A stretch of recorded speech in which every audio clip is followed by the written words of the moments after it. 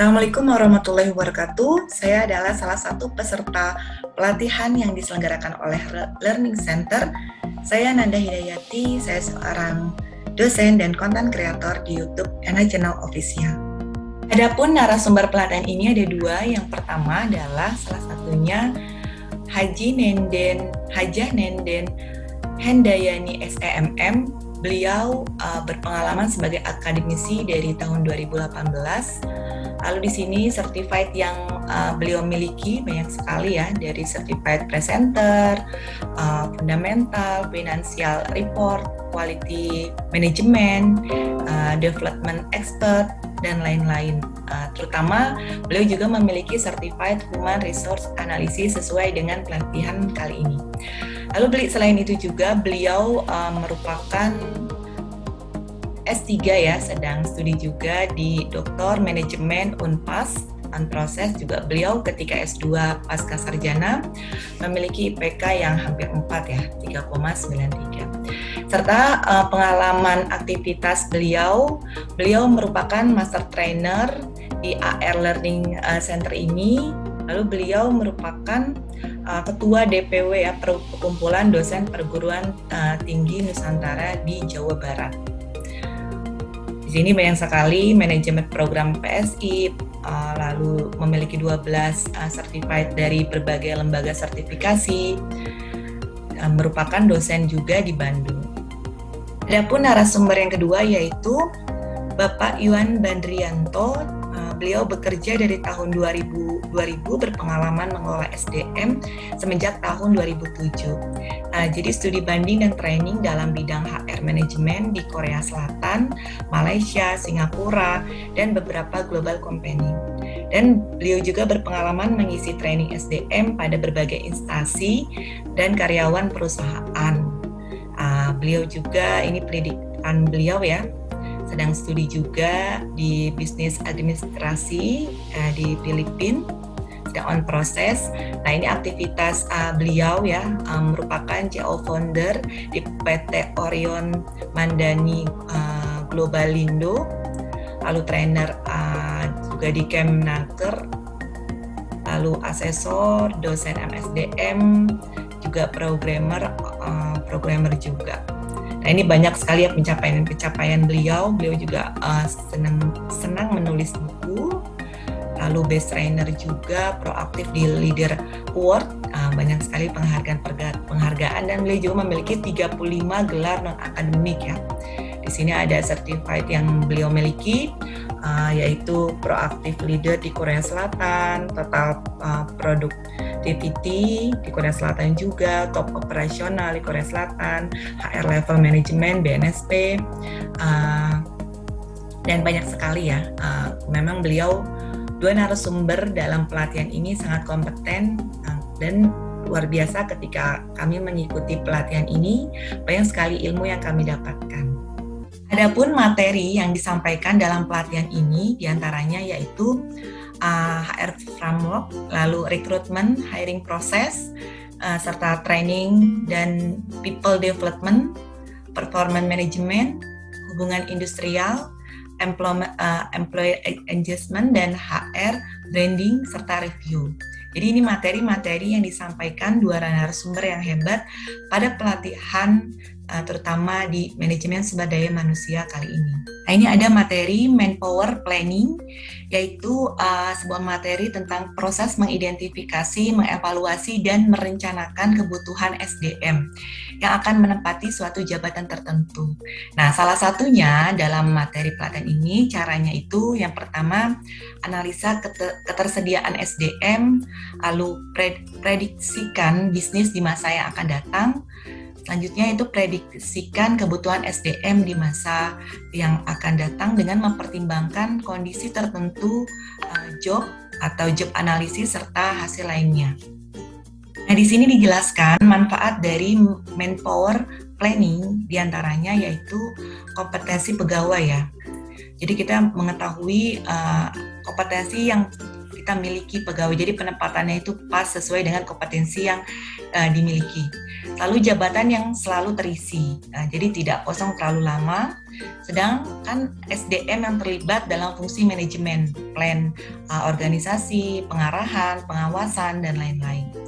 Dan dengan adanya manpower planning ini akan menghasilkan efektif dan efisien, serta ada harmonisasi komposisi SDM yang tepat. Ini adalah diantaranya manfaat dari manpower planning ini. Faktor-faktor apa sih yang harus diperhatikan dalam proses seleksi? Di antaranya yang pertama penawaran tenaga kerja. Jadi kita harus menseleksi ya, jumlah lamaran yang masuk. Selanjutnya yaitu faktor etika, menjunjung norma dan nilai masyarakat atau kearifan lokal. Selanjutnya yaitu faktor internal organisasi. Jadi besar kecilnya anggaran atau posisi yang akan diisi, ini alasan rekrutmennya diisi. Lalu kebijakan arah perjalanan organisasi untuk yang akan datang. Jadi ini harus sangat diperhatikan ya saat proses seleksi. Dan pastinya adalah faktor kesamaan kesempatan. Jadi no diskriminasi dalam proses seleksi ini. Nah, selanjutnya kita juga harus mengetahui teknik-teknik dalam seleksi. Yang pertama yaitu ada yang namanya teknik testing dengan sistem gugur ya. Jadi misalnya testing terus gugur gitu ya. Lalu bisa juga yang kedua yaitu dengan mengikuti seluruh rangkaian tes dan menghitung rata-rata nilai sesuai dengan standar yang ditentukan oleh suatu perusahaan atau lembaga tersebut dalam proses seleksi. Adapun jenis-jenis seleksi diantaranya yaitu seleksi yang pertama seleksi administratif. Di antaranya itu surat menyurat sesuai dengan persyaratan dari perusahaan atau lembaga tersebut. Dan yang kedua yaitu seleksi secara tertulis. Nah, ini bisa di antaranya ya intelijensi personality, bakat atau sikap kita ya, attitude kita, interest, atau prestasi, penghargaan. Dan yang ketiga yaitu seleksi tidak tertulis seperti wawancara, praktek. Ini diantaranya jenis-jenis seleksi. Macam-macam tes diantaranya yaitu tes psikologi. Jadi dalam tes psikologi ini adalah mengukur kepribadian seseorang yang diharapkan sesuai dengan posisi yang diduduki. Jadi disesuaikan juga dengan perusahaan dan lembaga tersebut. Dan yang kedua yaitu tes pengetahuan. Tes ini bermanfaat untuk mengukur pengetahuan umum seseorang, termasuk tentang teori dan praktek leadership, kecekatan, respon, waktu, dan lain-lain. Selanjutnya yaitu tes kemampuan koordinasi fisik atau kinestetik. Di sini adalah mengukur kemampuan adaptasi ya pada situasi dunia kerja, misalnya kerjasama, bagaimana bisa kolaborasi dengan teman satu kantornya, seperti itu. Di sini adalah macam-macam tes dalam proses seleksi, yaitu training development, di mana TNA ini artinya pengertiannya yaitu suatu proses pengumpulan dan analisis data dalam rangka mengidentifikasi bidang-bidang atau faktor-faktor apa saja yang ada dalam bidang pelatihan yang perlu ditingkatkan atau diperbaiki agar output pelatihan menjadi meningkat dan mudah diterima oleh pasar kerja. Nah, ini adalah pengertian dari training development. Adanya output pelatihan agar bisa diterima oleh pasar kerja. Ini timbulnya kebutuhan dalam pelatihan kerja itu ada gap, yaitu kemampuan real tenaga kerja yang sekarang, lalu kebutuhan pelatihan atau training, kebutuhan needs ya, kebutuhan pelatihan dengan kemampuan yang disyaratkan pada pekerjaan atau jabatan. Jadi pelatihan kerja ini sangat dibutuhkan ketika kemampuan yang ada sekarang tenaga kerja ini dengan kebutuhan perusahaan. Pastinya diperlukan pelatihan kerja untuk karyawan untuk mendukung visi dan misi perusahaan tentunya. Nah, ini adalah salah satu atau beberapa contoh masalah. Di antaranya yang pertama yaitu rendahnya hasil atau produktivitas karyawan serta atau perusahaan, tingginya meningkatnya sisa bahan. Yang ketiga yaitu tingginya meningkatnya penggunaan bahan atau barang, rendahnya turunnya atau tingkat kinerja karyawan, lalu rendah atau turunnya pemanfaatan mesin dan perlengkapan. Selanjutnya yaitu meluasnya atau meningkatnya keluhan pelanggan, itu juga salah satu masalah. Lalu tinggi atau meningkatnya kecelakaan kerja, tinggi meningkatnya pergantian atau turnover karyawan, jadi pergantian keluar masuknya karyawan. Ini adalah salah satu atau beberapa masalah yang ada dalam fenomena perusahaan, sehingga harus adanya pelatihan kerja untuk mengatasi masalah-masalah yang ada di lingkungan kerja. Ini salah satu fenomena atau masalah, contohnya misalnya tingkat kinerja karyawan turun. Nah, ini pertanyaannya why atau mengapa. Nah, contohnya misalnya merasa kesulitan sejak digantikan mesin-mesin produksi dengan teknologi baru. Itu masalahnya nih. Lalu ditanya lagi nih mengapa. Itu tidak paham betul prosedur penggunaannya dan membuat mereka frustasi karena salah operasi misalnya. Nah, itu adanya kebutuhan pelatihan, solusinya adalah pelatihan mesin produksi dengan teknologi yang baru. Jadi ini adalah salah satu contoh kenapa harus diadakan pelatihan kerja. Dengan adanya masalah karena kinerja karyawan turun, ternyata tidak bisa nih menggunakan mesin-mesin dengan teknologi baru, prosedurnya, penggunaannya, maka suatu perusahaan itu harus melaksanakan suatu pelatihan agar mengatasi masalah yang dihadapi oleh karyawan tersebut. Mekanisme pelatihan dengan ID model diantaranya yaitu analisis. Lalu analisis dulu ya kebutuhan pelatihan apa dari masalah tersebut yang tadi dijelaskan. Lalu didesain pelatihannya itu seperti apa sesuai dengan kebutuhan. Lalu development dikembangkan agar peserta pelatihan memahami agar bisa menghasilkan output yang diharapkan dari pelatihan. Lalu setelah itu diimplementasikan sesuai dengan kebutuhan analisis pelatihan. Dan yang terakhir yaitu dievaluasi. Apakah pelatihan yang diselenggarakan oleh perusahaan itu sudah berhasil dan karyawan bisa mengatasi masalah yang ada di dalam suatu perusahaan itu. Selanjutnya yaitu di sini ada manajemen performance circle atau PMC, yaitu langkah pelaksanaannya dalam tataran implementasi.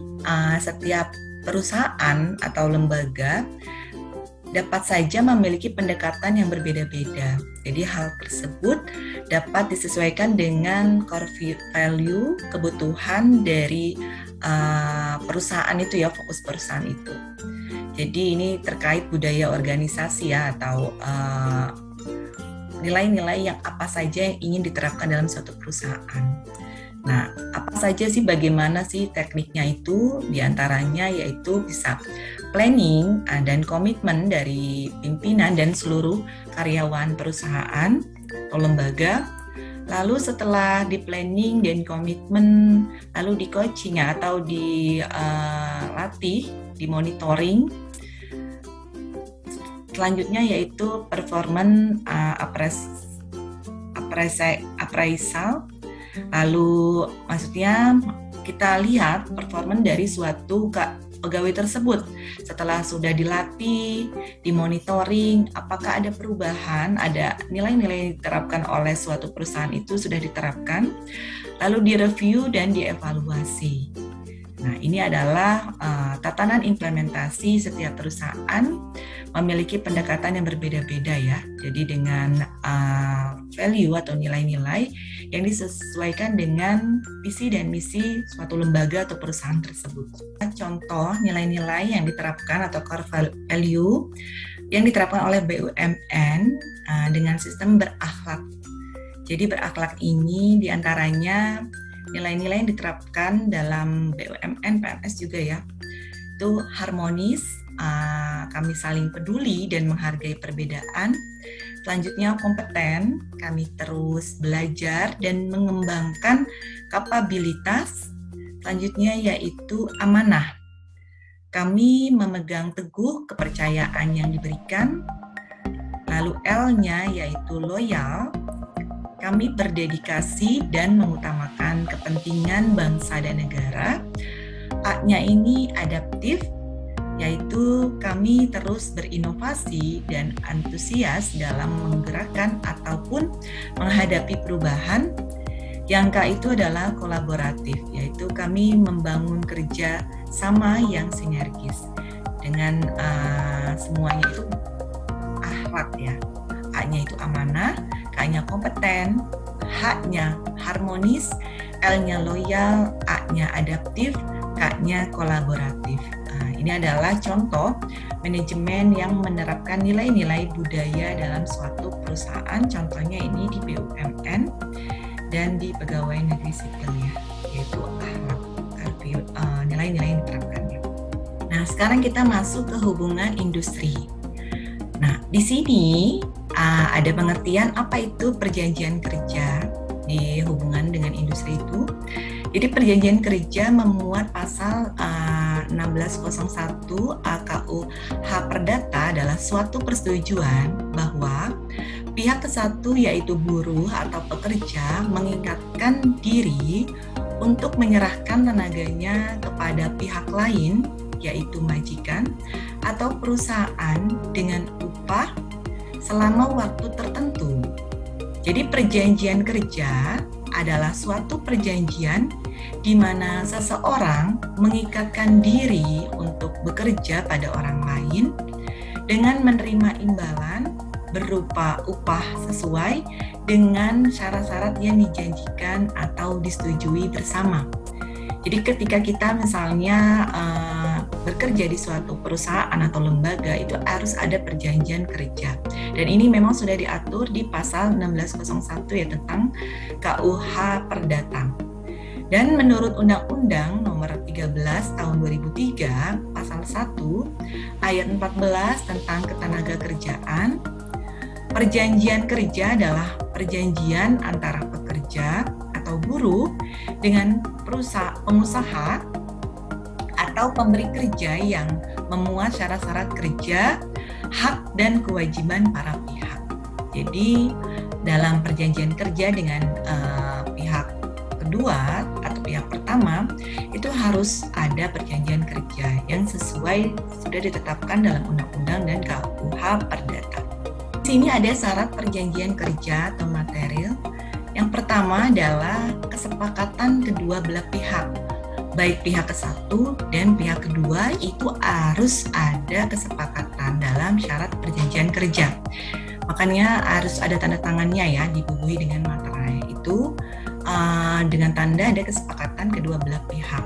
Untuk apa? Agar nanti di suatu saat ada yang tidak sesuai dengan diinginkan, itu sudah ada kesepakatan yang ditulis dalam surat ya, surat perjanjian.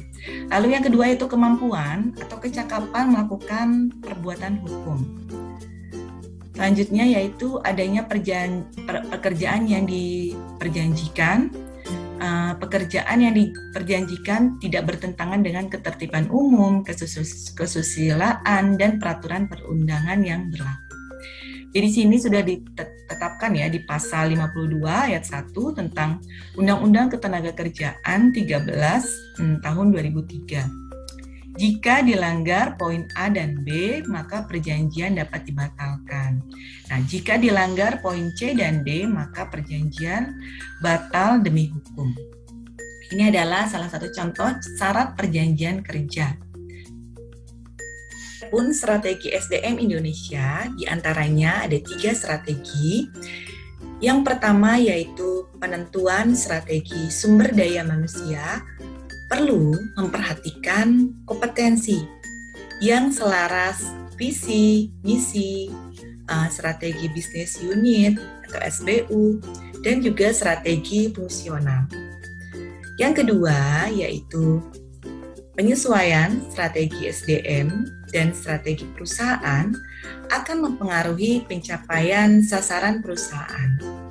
Sehingga dengan adanya strategi SDM Indonesia ini dapat meningkatkan kinerja karyawan di suatu perusahaan atau lembaga atau instansi tersebut. Dan yang ketiga adalah network struktur dan budaya perusahaan yang mengacu pada inovasi, kreativitas, dan belajar berkesinambungan. Dan adanya nilai-nilai yang ada. Dengan ada 3 aspek ini akan mendukung strategi SDM di Indonesia, sehingga dapat meningkatkan kinerja karyawan di suatu perusahaan. Materi-materi yang saya sudah ungkapkan, banyak sekali materi yang sudah disampaikan oleh coach atau trainer Hajah Nenden dan Bapak Dr. Kandidat Yuan, yaitu terutama materi manpower planning, rekrutmen manajemen strategi, training development, performance management, HR branding program. Jadi dengan mengikuti ini, testimoni saya mengikuti pelatihan ini sangat senang sekali, banyak ilmu terkait manpower planning, rekrutmen manajemen strategi, training development, performance management, HR branding program. Banyak sekali benefit yang saya dapatkan, terutama dari output pelatihan ini kita akan mendapatkan predikat CHRA dengan investasi yang murah sekali ya, hanya 325.000. Dan mendapatkan sertifikat kelulusan, catatan tertulis, indikator kelulusan materi, e-book materi, voucher training, relasi, WA Group Alumni AR Learning Center Network, WA Group CHRA Network, dan free akses seminar di WA Group Alumni AR Learning Center. Banyak sekali manfaat-manfaat yang kita bisa dapatkan dengan mengikuti pelatihan ini. Jadi bagi semuanya yang belum mengikuti pelatihan ini, sangat dianjurkan sekali mengikuti pelatihan ini. Banyak ilmu yang saya dapatkan terutama dalam mengikuti pelatihan ini. Learning Center ini sudah ada SK Kemenkumham RI nomor AHU 0025010 AH 0104 tahun 2021 dan Akta Notaris nomor 3 tahun 11 Oktober 2021. Itulah penjelasan atau testimoni dan materi singkat yang saya bisa sampaikan terkait pelatihan yang telah diselenggarakan oleh AR Learning Center.